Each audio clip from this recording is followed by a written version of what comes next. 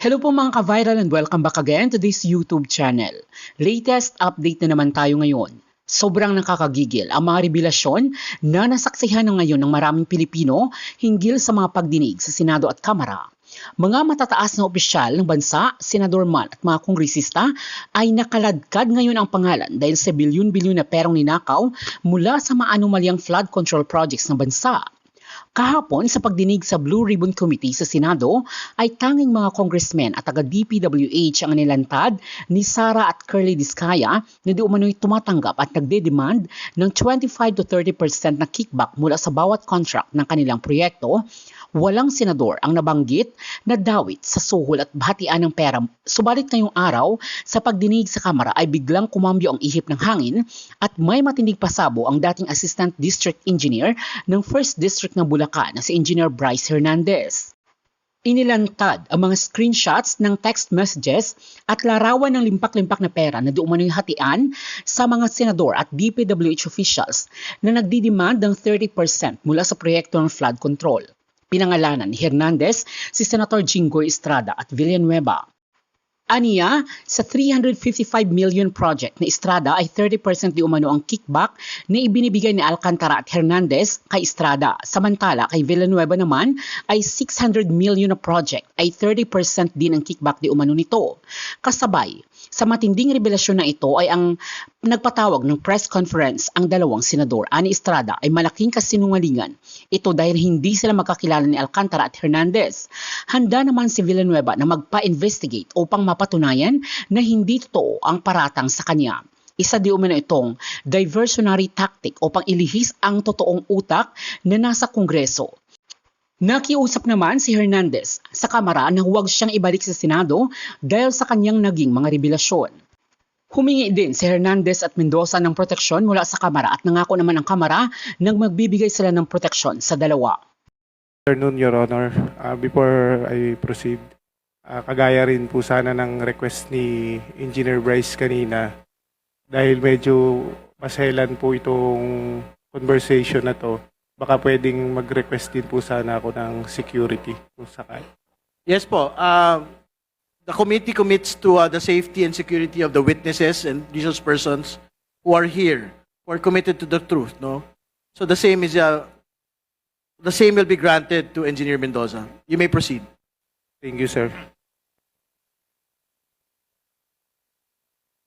Sir, yung picture po na yan ay nung October 2023 na kung saan nagre-request po si Senator Joel ng yung mga binasa po ni Engineer Bryce ng flood control kanina na nakasaad doon sa context. 4 lang po yung napapicturan sa akin ng boss ko. Kumbaga, parang sa summary po na yan na sinasabi ni Senator Joel na mababa lang yung kanyang pondo, subalit siya ang majority floor, isa siyang majority floor leader siya nung that time and member siya ng Commission on Appointment. Okay. So, thank you for providing the context, but you have to state for the record who you are, who this person is. Is this senator? Nakalagay lang po kasi Sen Joel eh. So, is this the senator that we know? Joel Villanueva? Yes, sir. All right. Can you read for the record also the content, the specific content of the message? Again, naguguluhan ako bigla kay Sec. Parang nakalimutan ba niya? Number 1, prob sa flood control and all the efforts we put in. Number 2, for his CAA, his budget this coming year, etc. He committed sa akin. Pinakamababang commitment ng DPWH Secretary.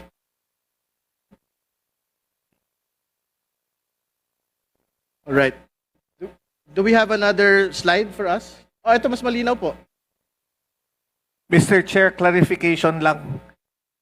Kanino sinend yung message and sino yung SEC?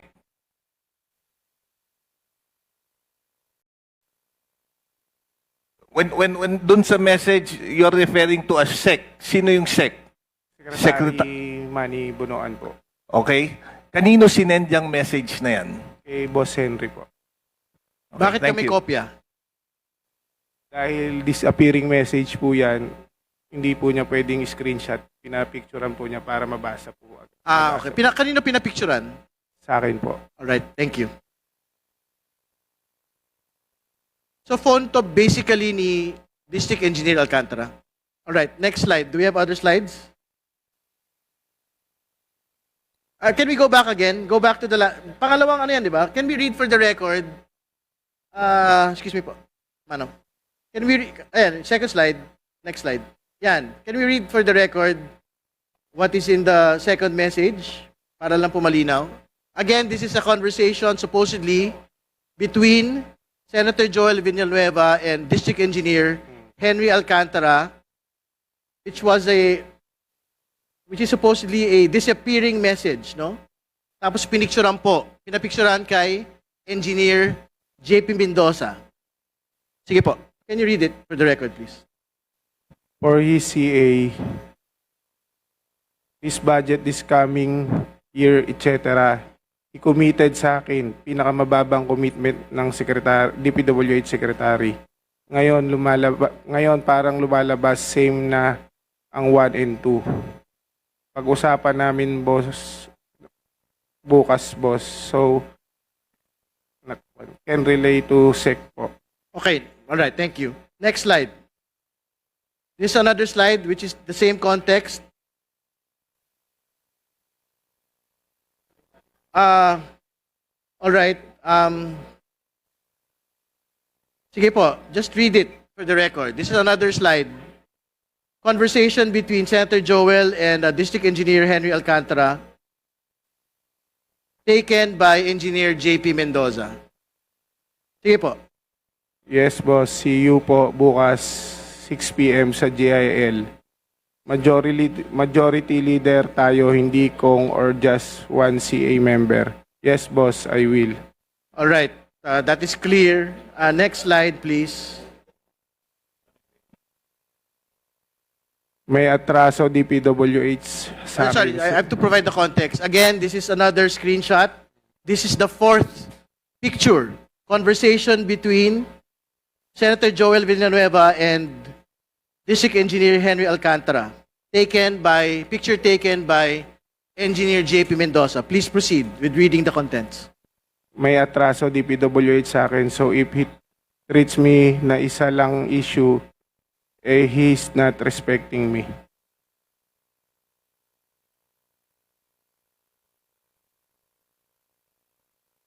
All right.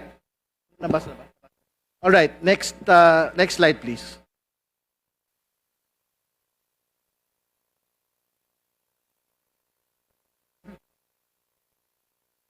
Who is this person? Who? That's from my phone, Your Honor. This is, maybe nagkabaliktad po. Yung susunod po ang una. Ito po. This was way back 2022. The time when Beng Ramos was introduced to me by my boss, the Alcantara. And sinabi niya dito na may project na binigay si Boss Henry Alcantara sa kanya. So, from WJ Construction, yung ano po, yung tao. And related sa kanya si Miss Beng Ramos, which is staff of Senator Jinggoy. Dito po is So, conversation. excuse me, before proceeding, can we state for the record again who is Beng Ramos? Staff of Senator Jinggoy Estrada po. Beng Ramos is a staff of Senator Jinggoy Estrada. Yes po, Your Honor. All right, please proceed. This was the time na meron pong project na binigay si Boss Henry Alcantara kay Miss Beng Ramos through Miss Mina of WJ Construction. So, yun po yung ginamit na license or contractor. At nandyan po yung pag-uusap kung kailan po magde-deliver ng obligasyon dahil kailangan po ni Boss Henry. All right. Sige po. Okay. Hindi, okay na. All right. Sige po. We will give District Engineer Henry Alcantara, before proceeding to the different topic na po, we will give you the right to reply. Yung pong huling picture, Wala naman pong binabanggit na ako po yan eh. Siya po ang kausap. Yung una po, yung kay Senator Joel, ang tanda ko po dyan, nagre-request po siya ng mga multipurpose building, yung secretary at that time. Tapos po, nung nandun po kami sa hearing sa Senate, kinausap ko po siya, sabi niya, nagre-request ako kay secretary, papalo up po na lang. Ilan po yan? Wala naman po nakalagay dyan na ako'y may transaksyon ng financial sa kanya. Nagre-request po siya, normal lang po, nagre-request po siya ng multipurpose building, additional po sana, para mailagay po sa Bulacan po. Yun lang po, Your Honor. All right, Chair, thank you. Mr. Chair, 1 minute. Tanong ko lang, yung dun sa pera, ano explanation niya po?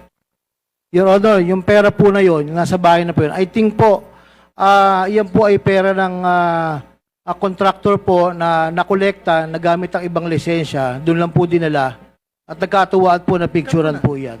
That's not for the proponent, Your Honor. All right. Okay, we will proceed. Congressman, are you finished? I still have another question for Diskaya, please. Just, Okay, Congressman Benny. okay, Mr. Diskaya, bago po kayo nag-testify sa Senado kahapon, sino po ang mga nakausap nyo bago yun? Pero kayo nakausap. Under oath kayo ha, baka mamaya magsinungaling na naman kayo dito. Wala po, Your Honor. Kami lang pong mag-asawa talaga. Wala kayong kinausap. Yung mga abogado mo, kinausap. Yung mga abogado lang po namin, pero pinipigilan po nila kami. Pero sabi po namin ay gusto po naming magsalita. Kasi Ito. po, ginugulo po ng mga tao po ang bahay at ano namin. Building po, pinagbabato po nila. At ang sama-sama na po ng aming pangalan para po kaming talagang magnanakaw. Kaya po napilitan po kami, na-pressure po kami dahil gusto na po kaming tapatayin ng Mr. taong Chair, bayan. kaya nga nais namin magsabi ka ng totoo ngayon para hindi ka na mapagkamalang ikaw ang magnanakaw. Di ba? Ito ha, over the weekend, did you attend a meeting para pag-usapan ang iyong pagharap sa Senado kahapon? Over the weekend, nag-attend ka ba ng meeting para pag-usapan ang pagharap mo sa Senado? Kami pong mag-asawa at yung mga yung mga legal lawyers po namin, pero pinipigil po nila kami. So, meron. Ibig sabihin, nakapag-meeting ka bago pag-abstinado kahapon. Hindi po. Chair, kahapon po. Yes. Bago yung inyong pagharap sa Senado kahapon, over the weekend, siguro a week before, siguro mga Wednesday, for example, Meeting suspended. nag-attend ba kayo ng meeting para pag-usapan ang iyong pagharap Wait, sa meeting Senado suspended, kahapon? please. Congressman Benny. Under oath kayo, ha? Okay. Meron ba mga ilang pangalan na pwede mong sabihin sa amin kung sino-sino ang involved yan? Mula USEC, ha? Ang madalas ko po kasi naririnig sa kanya is si Yusek Robert Bernardo po. Diba? Wala po. Yun po ay ang sinasabi niya about sa mga senatorial funds. So, ibig sabihin, lahat ng kanyang sinabi kanina ay kasinungalingan. Yes, Your Honor. Okay. Oh. Na, okay na ba yung picture natin na sinabi ni Mr. Bryce? Mr. Chair, if may I? Engineer Bryce, yes. The picture of the conversation of D. Alcantara and Senator Joel Villanueva, their disappearing messages was taken picture by one of my colleagues. So if I may, can we ask him to explain? Ano yan, Mr. Bryce, Mr. Chair? The picture was taken by someone else, Congressman Abante. Kaya unang-una, sino nagbigay ng mga, yung, sa picture na yan, napapakita mo, sino ang involved dyan? Ikaw ba? O si Mr. Alcantara? Si Mr. Alcantara po, kasi po disappearing messages siya, kaya medyo kailangan mabilis po ang pagbasa. So, pinicturean na lang po para mabasa niya. Are we going to allow, Mr. Chair, the request of Mr. Bryce? Is your colleague with you here today? I think so, Mr. Chair. Can you state for the record the name of this person? Engineer JP Mendoza, Your Honor. Engineer JP Mendoza is directed to Did you take speak an oath, before the Mr. Chair? committee. Mr. Chair, Mag-oath muna siya. Mr. Chair, just a clarification. Is Engineer JP Mendoza the one to explain the context of the pictures? Yes, he was the one who made, who took a picture of the disappearing message. Yes, and Sa- he can accurately explain it, Your Honor. Yes, We should also, we will administer the oath to him before Yeah. proceeding. Is Engineer Mendoza here? Please proceed to the table. COMSEC is directed to administer the oath to Mr. Mendoza.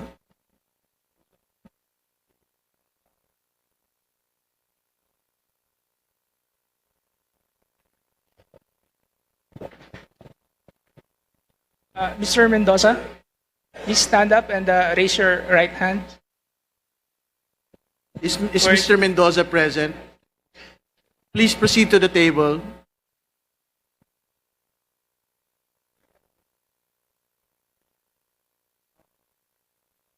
So that COMSEC may administer the oath.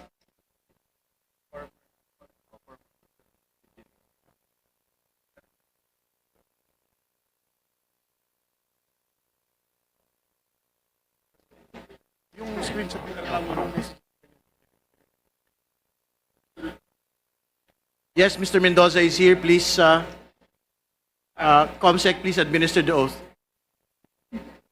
Please raise your right hand. Do you solemnly affirm to tell the truth, the whole truth, and nothing but the truth before this committee? Your Honor. Okay na yung picture. Okay na yata. Kita natin. You have to ask him. Yes, authority is given to the COMSEC to flash the pictures being referred to.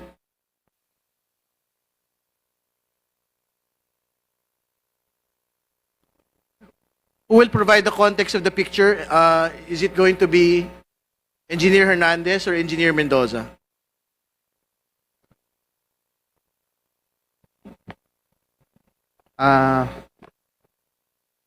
Your Honor, this picture was taken in the place of our friends. So, there are, meron pong kasunod na picture yan na makikita nyo po na puro pera lang ang laman. No, maybe you can identify the people in the picture first so that we can have more context. Who are the personalities involved, and are these personalities named by anyone in the course of the inquiry already? Sino po yung mga nasa litrato? There are previous employees of Bulacan First Engineering District, Your Honor. Sino-sino po yung itong mga ito? Mga pangalan, kailangan po magbigay ng pangalan.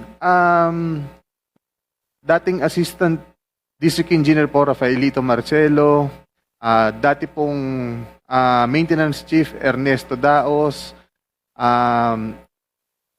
Planning Chief, Ernesto Galang. Administrative Officer, Evelyn De Jesus. Chief Ruben Santos ng Materials and Testing. At yung accountant po namin na si Chief Jun Mendoza. At saka si District Engineer Henry Alcantara po, ang aming boss. At saka po si Mr. Chair? si Yusek Robert Bernardo po. Would it be possible kung may isa-isa, kaya bang ma-point yung mga faces on the screen? Okay na yan siguro. I think everyone, the names had been stated already. It's okay, Congresswoman Ko. Thank you. Okay, we can proceed to the next picture, please. Yan po, sabi po nila, hindi po sila magkakilala. Baka naman po fan lang siya. Can we state for the record who the personalities in the picture are? Yung boss ko po, si Boss Henry Alcantara, at saka po si Senador na akala po niya ligtas na siya. Sorry, we have to have proper decorum, please. I'm we have to sorry. state for the record the name of the person and the occasion that we are talking about. I believe, Your Honor, ito po yung birthday sa Soler na ito nga po yung parang sa 10th po ng Soler ginawa yung birthday ni Senator Jinggoy Estrada po. Again, to be very clear, who are the personalities? Please state for the record in this picture. Si Boss Henry Alcantara po at saka po si Senator Jinggoy Estrada po. Thank you. Next picture, please.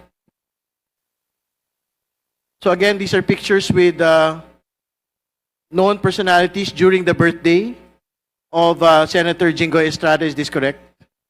To be honest, Your Honor, I do not know when this picture was taken, but I'm just trying to show that Mr. Alcantara, Engineer Henry Alcantara, and Senator Jinggoy Estrada have met a couple of times already. And they appear, what do they appear? Do they appear close? And they appear super close, Your Honor. All right, thank you. Please proceed. Next picture, please.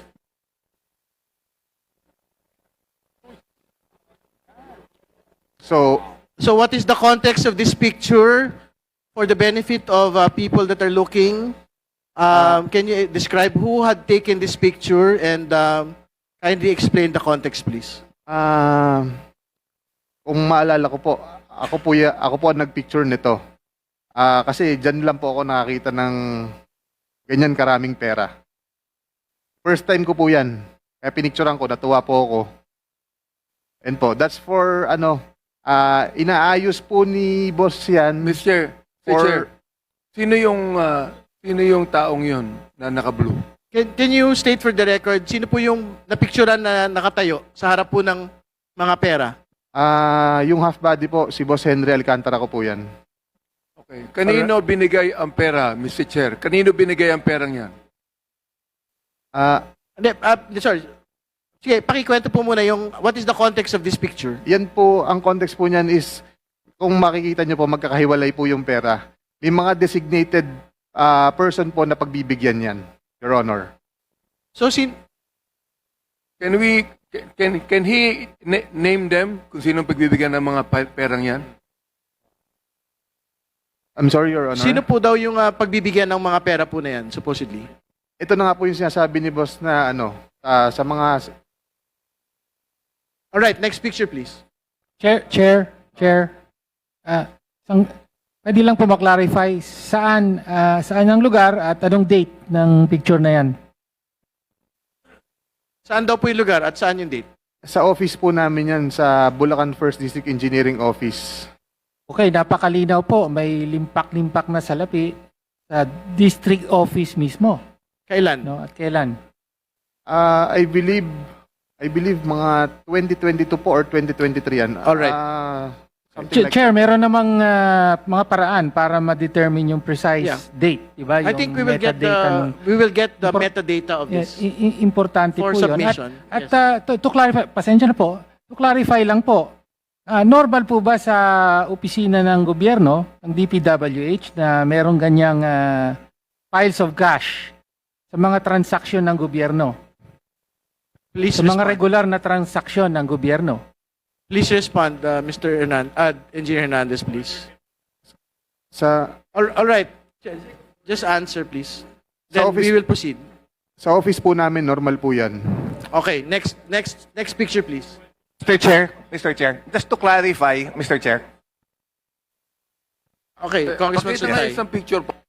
kay Engineer Bryce. Engineer Bryce, yung on the lower right portion ng picture. Can we go back to the Pakibalik picture? daw po. Yan, may papel, yung bond paper. Opo. Yung bond paper sa may nakasulat. Yan. Ano yan? Rundown ng project ba yan? Yes, Your Honor.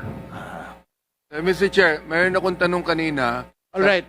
Sinabi niya, Next picture, please. sinabi niya na mayroong nakatoka na tatanggap niyan.